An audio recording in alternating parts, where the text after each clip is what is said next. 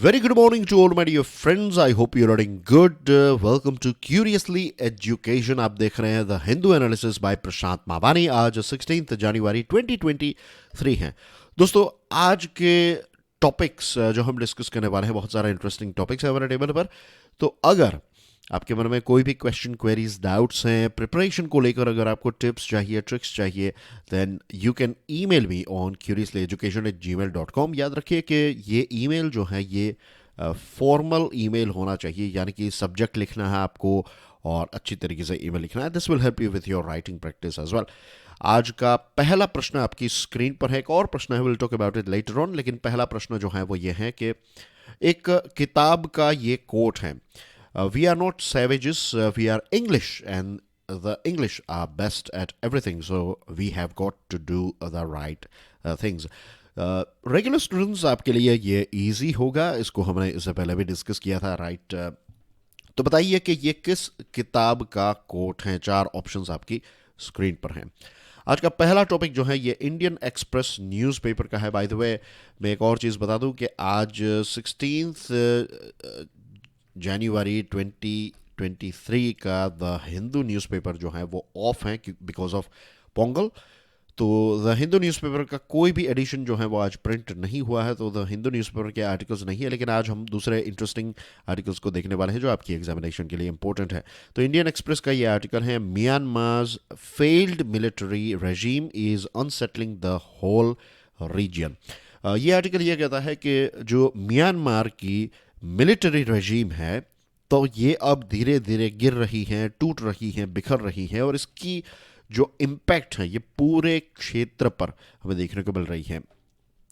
तो म्यांमार की मिलिट्री जो है, तो इसने आज से लगभग 2 साल पहले जो डेमोक्रेटिक गवर्नमेंट है उसको हटाकर देश को अपने कब्जे में लेने की कोशिश की, और इसकी वजह से म्यांमार के अलग अलग क्षेत्रों में युद्ध जैसी सिचुएशन, जो हम कहते हैं इंटरनल वॉर जैसी सिचुएशन जो है वो हो चुकी है.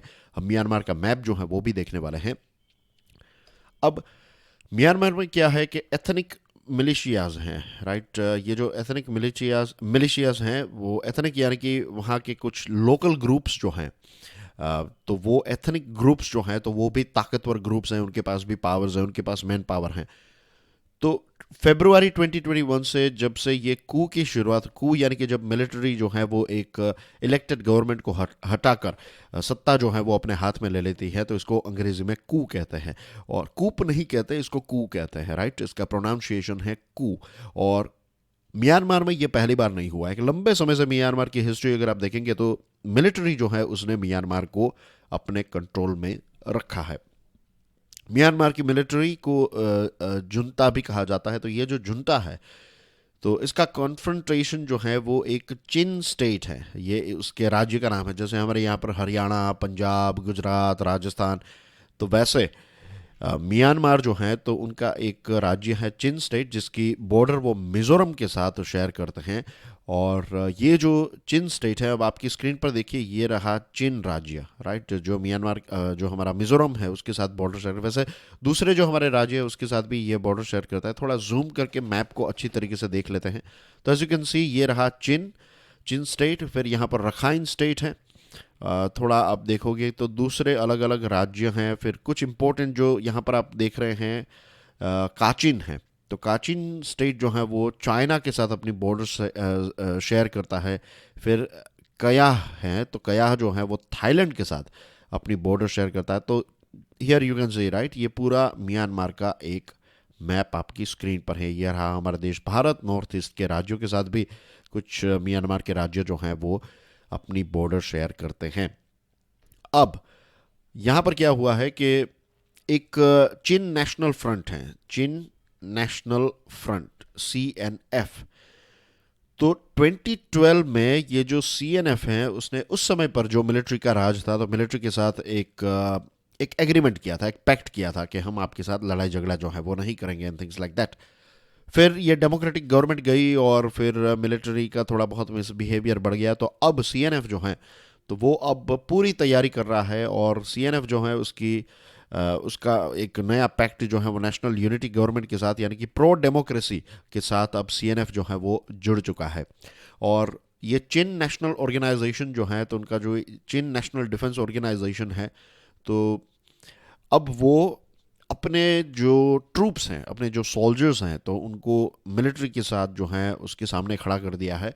और ये जो चीन स्टेट है, इसके हर एक छोटे बड़े टाउन में उनकी चीन डिफेंस फोर्स भी है। अब चीन में एक कैंप विक्टोरिया है और चीन स्टेट में, और CNF CNA जो है उसके हेडक्वार्टर्स जो हैं वो मिजोरम चीन बॉर्डर के नज़दीक हैं। तो वहाँ पर ये जो वॉलंटियर्स हैं अब वहाँ पर ट्रेनिंग ले रहे हैं और जुनता यानी कि मिलिट्री के खिलाफ लड़ने के लिए तैयार हो रहे हैं। और पिछले हफ्ते जो म्यांमार की एयरफोर्स है उसने इस कैंप को टारगेट किया था, और बहुत सारे ऐसे जो ये चीन नेशनल फ्रंट के सोल्जर्स जो हैं तो उनकी मृत्यु हुई। तो अब चीज़ें जो है वो थोड़ी और ज़्यादा एग्रेसिव यहाँ पर हो जाएगी। अब भारत जो है वो इस चीज़ को लेकर थोड़ा नाराज़ हुआ है, क्योंकि ये जो बॉम्बार्डमेंट किया गया तो इसमें कुछ बॉम्ब्स जो हैं वो भारत में भी गिरे।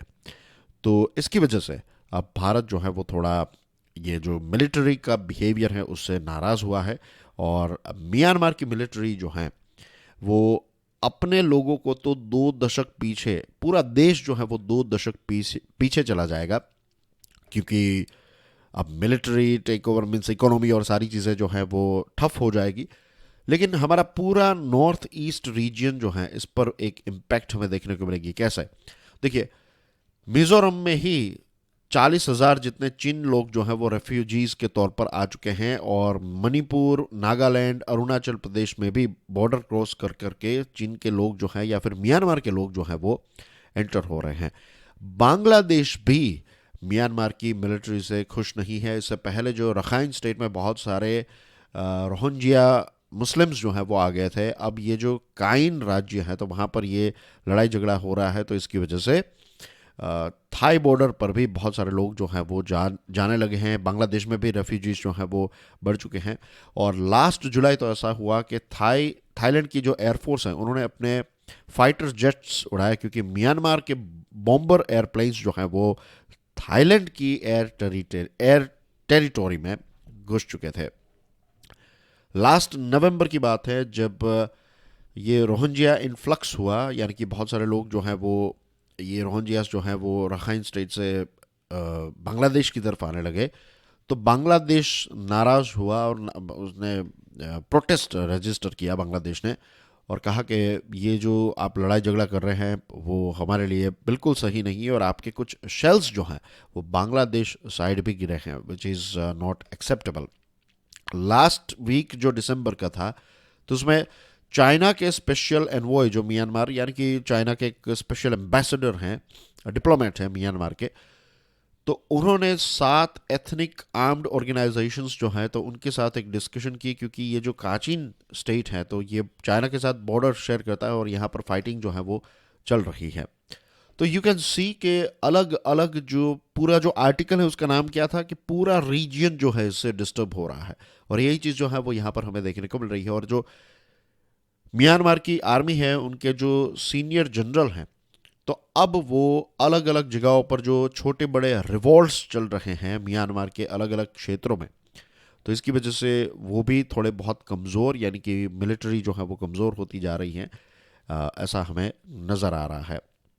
और बॉटम लाइन यही है कि एक बड़ी पॉपुलेशन, म्यांमार की जो पॉपुलेशन है 54 मिलियन पॉपुलेशन है, 1/3 पॉपुलेशन जो है वो बॉर्डर के आसपास रहती हैं, और अलग अलग राज्यों, अलग अलग जो देश हैं म्यांमार के साथ जुड़े हुए जो देश हैं, तो वहाँ पर रेफ्यूजीज जो हैं वो बढ़ेंगे। तो म्यांमार में वापस पीस रिस्टोर हो जाए, बॉर्डर्स जो हैं वो नॉर्मल हो जाए, शांत हो जाए, इस चीज़ को लेकर, और रियल डेमोक्रेसी म्यांमार में आए, ये पूरे क्षेत्र के हित में होगा।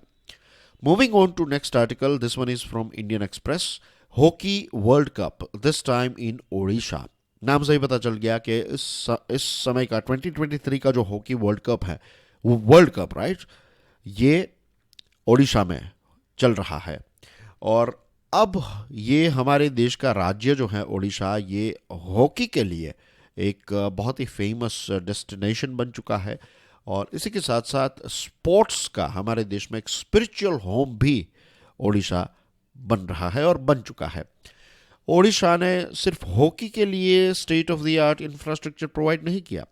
हॉकी के साथ साथ जो ट्रैक एंड फील्ड हैं, बैडमिंटन हैं, शूटिंग, फुटबॉल, रग्बी, ये सारे अलग अलग स्पोर्ट्स के लिए भी वर्ल्ड क्लास इंफ्रास्ट्रक्चर प्रोवाइड कर रहा है। सॉरी अबाउट दैट, बहुत ही आगे चले गए हम। ओके, बहुत ही अच्छा इंफ्रास्ट्रक्चर जो है ये म्यांमार प्रोवाइड कर रहा है।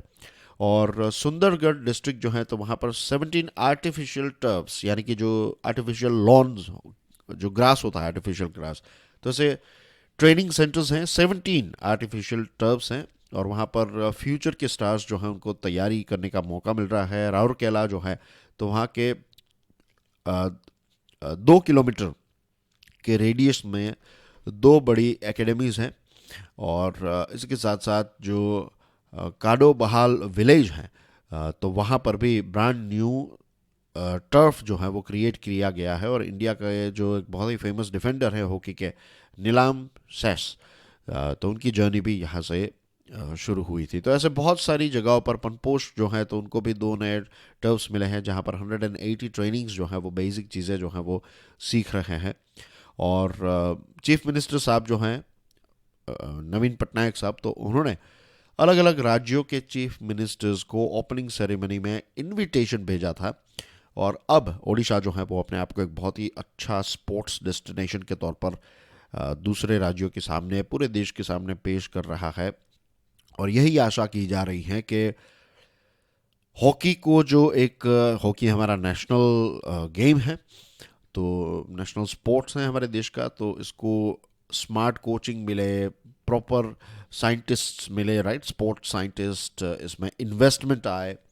और सिर्फ हॉकी नहीं, ओडिशा जो है वो हॉकी के माध्यम से पूरे देश को मोटिवेट कर रहा है कि स्पोर्ट्स जो है इसको जो प्रॉपर सपोर्ट मिलना चाहिए वो दूसरे राज्य भी स्पोर्ट्स को प्रॉपर सपोर्ट दें। और स्पोर्ट्स जो है तो ये भी इकोनॉमी में एक बहुत ही इंपॉर्टेंट रोल प्ले करते हैं। फॉर एग्जांपल जॉब्स जनरेट होती है कोचेस की, और जो टी शर्ट्स बनाए जाते हैं, ट्रैक पैंट्स हैं, जूते हैं, बहुत सारे अलग अलग स्पोर्ट्स में जो अलग अलग प्रोडक्ट्स का इस्तेमाल होता है तो उनका मैन्युफैक्चरिंग यहाँ पर होगा। इसी के साथ साथ ब्रांडिंग में बहुत सारे पैसे हैं, तो स्पोर्ट्स जो हैं उससे बहुत सारी जॉब्स जो हैं वो डेफिनेटली जनरेट हो सकती हैं। फिर हमारे टेबल पर एक आर्टिकल है, hydrogen the next green revolution. जब 12 दिसंबर 2015 को पेरिस एग्रीमेंट हुआ, उस समय पर लगभग पूरी दुनिया जो है वो इस बात को मानने लगी थी, जानने लगी थी कि क्लाइमेट चेंज जो है वो एक रियल चीज़ है। लेकिन कुछ ही समय के बाद डोनाल्ड ट्रंप आए। मीन्स ये पेरिस एग्रीमेंट जो हुआ तो उसमें बाराक ओबामा साहब जो हैं उन्होंने, यानी कि यूएस ने एक बहुत ही इंपॉर्टेंट रोल प्ले किया था कि दुनिया के लगभग 190 जितने देश जो हैं उन्होंने इस पेरिस एग्रीमेंट को एक्सेप्ट किया। लेकिन फिर मिस्टर ट्रंप आए, और मिस्टर ट्रंप के आने के बाद ये हुआ कि यूएसए जो है वो पेरिस एग्रीमेंट में से निकल गया। और उस समय पर यह लग रहा था कि अब पेरिस एग्रीमेंट जो है एक बहुत इंपॉर्टेंट एग्रीमेंट है, तो अब ये टूट जाएगा, बिखर जाएगा। और उनके साथ साथ जैर बोल्सोनारो जो ब्राज़ील के प्रेसिडेंट थे, तो वो भी क्लाइमेट चेंज पर इतना कोई विश्वास नहीं रखते थे। उन्होंने अमेज़ोन के जंगल्स जो हैं तो वहाँ पर पेड़ काटने की परमिशन दे दी।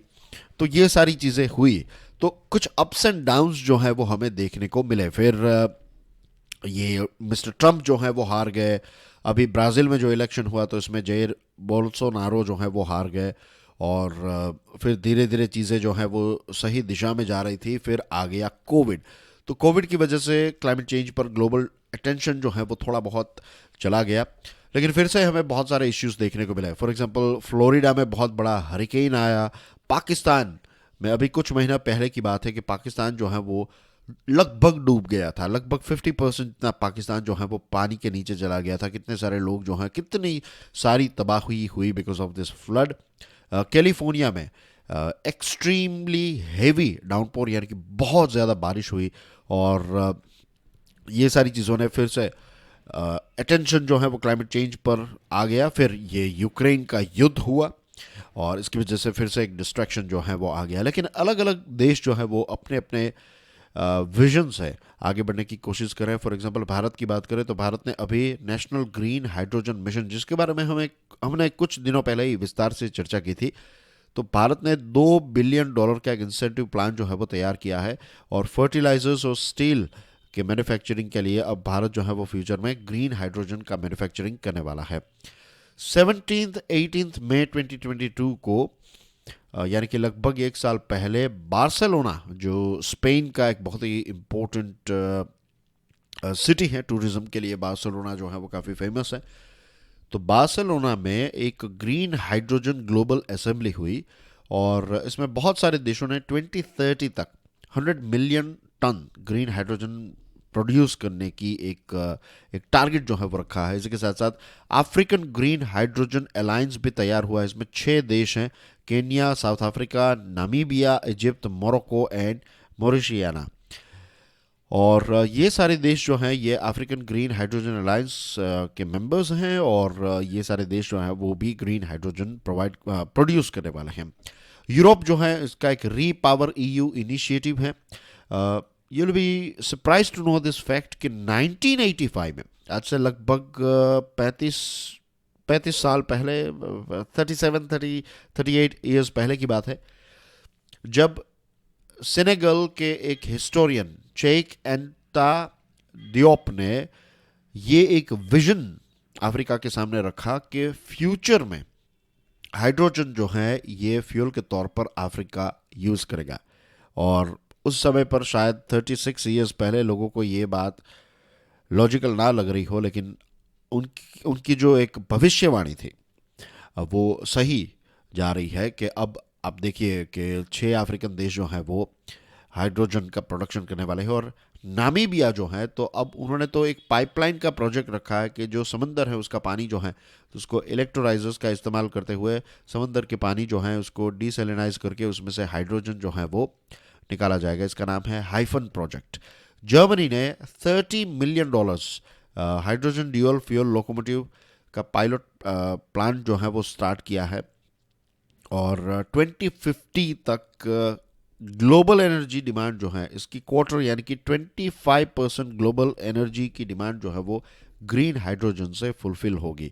रीपावर ईयू प्लान जो है वो लगभग 50% जितना जो है वो इंपोर्ट करेगा ग्रीन हाइड्रोजन, और बाकी का जो है वो 50% प्रोड्यूस करेगा और बाकी का 50% जो है वो इंपोर्ट करेगा। हमारे देश में अदानी ग्रुप जो है उन्होंने बहुत बड़ा इनिशिएटिव लिया है ग्रीन हाइड्रोजन में। ब्रिटिश पेट्रोलियम जो है वो $30 billion Asian renewable energy project के लिए उन्होंने अनाउंस किया है। मैकेंजी नाम की ऑर्गेनाइजेशन ने यह कहा है 2030 तक हाइड्रोजन की कॉस्ट जो है वो दूसरे फ्यूल के मुकाबले कॉम्पिटिटिव हो जाएगी। लेकिन ऑटोमोटिव कंपनीज जो है वो अभी उतना ज़्यादा इस पर जोर नहीं दे रही हैं। शेल इसमें बहुत आगे है। शेल कंपनी ने जर्मनी में हाइड्रोजन फ्यूलिंग स्टेशंस खोले हैं, लेकिन अभी जर्मनी में सिर्फ 1200 जितनी ऐसी कार्स हैं जो हाइड्रोजन पर चल रही हैं। लेकिन अच्छी बात है कि शेल जैसी कंपनीज जो है वो इनिशिएट ले रही हैं। भारत की बात करें तो भारत की जियोग्राफी जो है वो काफ़ी बड़ा एडवांटेज है। नॉर्थ इंडिया में नदियां हैं, कैनाल्स हैं, जिसमें से पानी जो है उसमें से हाइड्रोजन को निकाला जा सकता है। और सदर्न पार्ट की बात करें तो बड़ी कोस्ट लाइन है। और हमारे यहाँ पर जैसे एज वी नो के कुछ ऐसा वी शेप बनता है हमारे देश का, तो जैसे जैसे हम सदर्न साइड जाते हैं तो कम पाइपलाइन की ज़रूरत पड़ेगी। हम डायरेक्टली समंदर का पानी जो है वो यूज़ कर सकते हैं हाइड्रोजन के प्रोडक्शन के लिए। और हमारे देश में सूरज की किरणें भी काफ़ी अच्छी होती है। लगभग राउंड द ईयर हमें सूरज की किरणें मिलती है, तो हम रीन्यूएबल एनर्जी का इस्तेमाल जो है वो इलेक्ट्रोलाइजर्स को ऑपरेट करने के लिए रीन्यूएबल एनर्जी का इस्तेमाल कर सकते हैं। जॉन कैरी जो पहले यूएसए के ओबामा के समय में वो वाइस प्रेसिडेंट थे, अब वो special presidential envoy for climate change है यूएसए के, तो उनका कहना यह है कि blend of finance, D risk investment capacity for bankable deals, ये सारी चीज़ें जब होगी तब ये रीन्यूएबल एनर्जी ग्रीन हाइड्रोजन का प्रोडक्शन जो है वो और ज़्यादा बढ़ेगा। और दुनिया भर की सरकारें जो है वो हाइड्रोजन एनर्जी रेवोल्यूशन में पार्ट ले रही हैं। भारत G20 का अब प्रेसिडेंट है, तो भारत एक बहुत ही इंपॉर्टेंट रोल यहाँ पर प्ले कर सकता है। और ख़ास करके जो ऑथोरिटेरियन पेट्रो स्टेट्स हैं और डेवलप्ड नेशंस हैं, तो अब उनको ग्रीन हाइड्रोजन की तरफ आगे बढ़ना होगा, फॉसिल फ्यूल जो है उसको कम करना होगा, और गल्फ स्टेट्स जो हैं, जो ये सऊदी अरेबिया, यूएई, ये सारे देश जो हैं, कुवैत आ गया, बहरीन है, बहुत सारे ऐसे देश हैं, कतार हैं, तो इनके पास काफ़ी सारा फंड है, काफ़ी सारी ज़मीन है, सनशाइन भी काफ़ी है, समंदर के साथ भी अपनी बॉर्डर शेयर करते हैं। तो ये सारे देश जो हैं अब फिर से हाइड्रोजन के प्रोडक्शन में एक बहुत ही इंपॉर्टेंट रोल प्ले करने वाले हैं। रशिया जो है वो धीरे धीरे in terms of fuel, in terms of energy थोड़ा कम रहेगा। हाइड्रोजन जो है वो ब्लू हाइड्रोजन प्रोड्यूस कर रहा है, और इससे काफ़ी ज़्यादा मीथेन रिलीज़ होता है, और मीथेन जो है वो क्लाइमेट के लिए बहुत ही ख़राब रहता है। तो रशिया जो है वो फ्यूचर में पीछे रह जाएगा, लेकिन इंडिया जो है वो आगे बढ़ेगा, और दूसरे देश भी इसमें आगे बढ़ सकते हैं। तो what we need is, we need के हम दुनिया के जो बड़े बड़े देश हैं, इसमें भारत भी आ गया, तो हम एक इनिशिएटिव लें और इस दिशा में आगे बढ़ें, फंड्स क्रिएट करें, लोन्स क्रिएट करें कि दूसरे छोटे बड़े देश जो है वो हाइड्रोजन के प्रोडक्शन में, ग्रीन हाइड्रोजन के प्रोडक्शन में आगे बढ़ सके।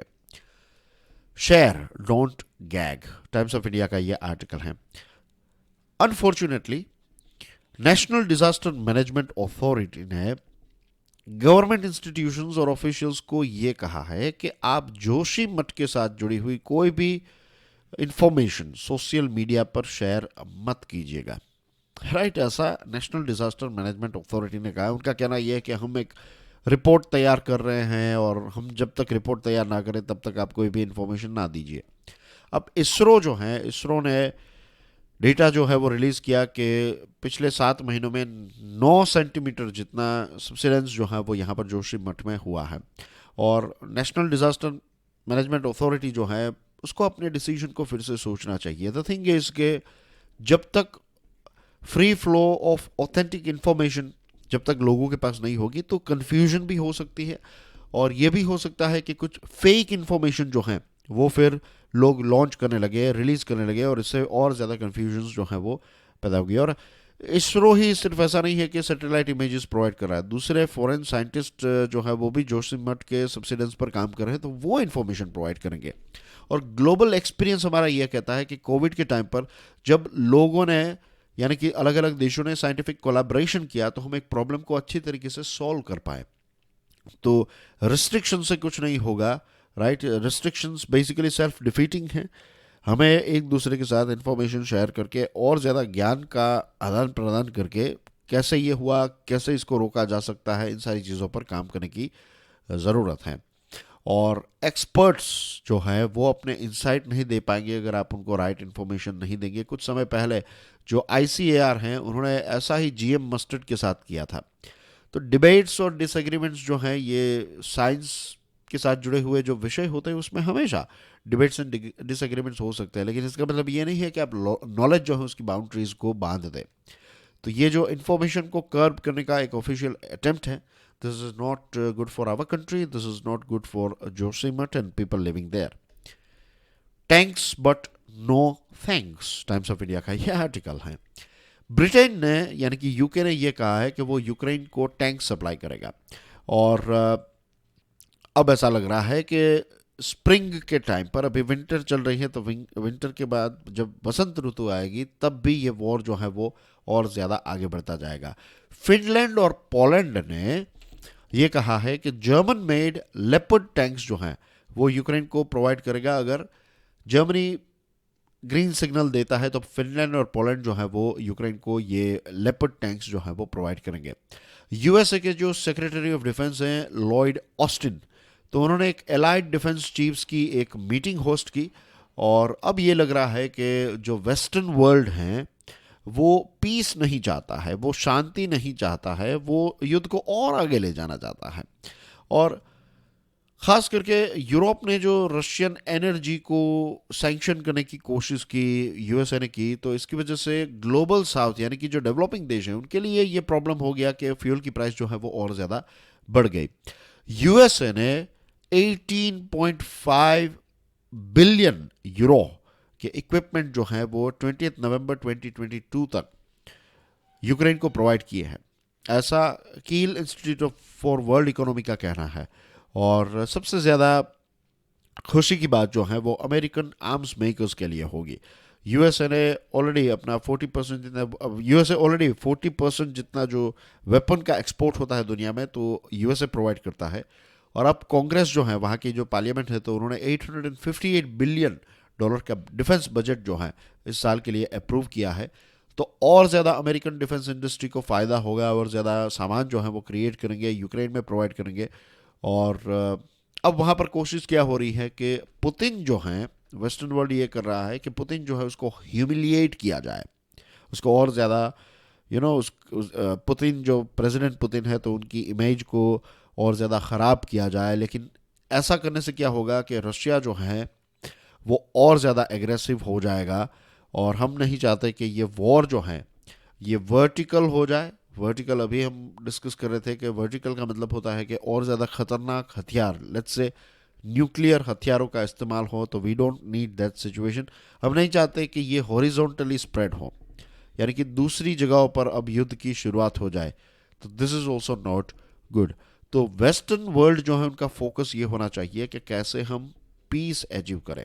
ज़्यादा से ज़्यादा हथियार आप प्रोवाइड करेंगे तो रशिया भी और ज़्यादा एग्रेसिव हो जाएगा, जो पूरी दुनिया के लिए एक ख़राब खबर होगी, right. And that's basically everything in today's discussion dear friends. आपके लिए एक और प्रश्न है।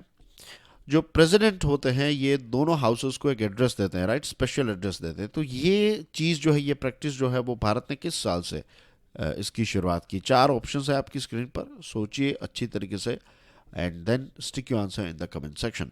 दोस्तों, अगर आज का ये लेक्चर आपको पसंद आया है then please do share it with other people, right. And that's everything from my side. We proudly support mission life. और मिशन लाइफ जो है ये बेसिकली क्लाइमेट चेंज के खिलाफ एक लड़ाई है जिसमें हम सब अपना अपना रोल जो है वो प्ले कर सकते हैं। तो आज हमने बहुत सारे आर्टिकल्स देखे, राइट। आई एम श्योर आज के सारे आर्टिकल्स जो हैं वो आपको समझ में आ गए होंगे। And I will see you soon, right, like every day. Sunday को छुट्टी रहती है द हिंदू एनालिसिस में। मंडे टू सैटरडे हर रोज़ हम 5-6 आर्टिकल्स जो हैं एवरी सिंगल डे डिस्कस करते हैं। और एडिटोरियल्स एंड आर्टिकल्स जो बेस्ट हैं, इन द सेंस कि जो आपकी एग्जामिनेशन के लिए इम्पोर्टेंट हैं, उन आर्टिकल्स को हम डिस्कस करते हैं। जो डिफ़िकल्ट आर्टिकल्स होते हैं उनको बहुत ही सिंपल लैंग्वेज में हम समझने की कोशिश करते हैं। और इसी के साथ साथ क्यूरियसली एजुकेशन पर 2 नई सीरीज़ चल रही है। एक सीरीज़ जो है ये फोकस पर है कि कैसे फोकस कंसंट्रेशन को आप अचीव कर सकते हैं। एंड सेकंड जो है ये टाइम मैनेजमेंट पर सीरीज़ जो है वो भी चल रही है। तो इन दोनों सीरीज़ को देखिएगा ज़रूर। And I will see you soon. God bless you all. जय हिंद।